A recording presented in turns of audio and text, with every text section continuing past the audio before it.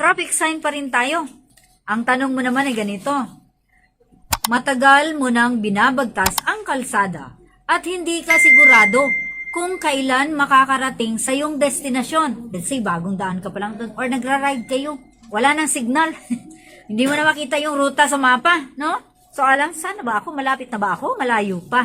Wala ka ring matanungan. Puro kalabaw ang nasa gilid. Anong traffic sign ang dapat hanapin? Letter A, senyas pang turismo. O, letter B, senyas tungkol sa taas o lapad ng sasakyan. Ba't naman ito nasali dito na choices?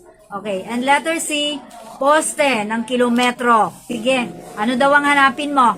Letter? Ikaw ate.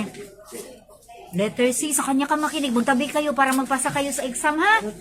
Letter C, poste ng kilometro. Alam ko, sa makabagong panahon ngayon, umaasa tayo kay pareng Google Map. So, paano kung walang connection, walang internet, wala kang matanungan, paano na lang? So, titingin tayo sa poste ng kilometro. Ito yung noon, nung wala pa tayong Google Map, nakalagay dyan kung ilang kilometro ka na sa pupuntahan mo. This is the old-fashioned way of determining kung malayo pang patutunguhan, ha?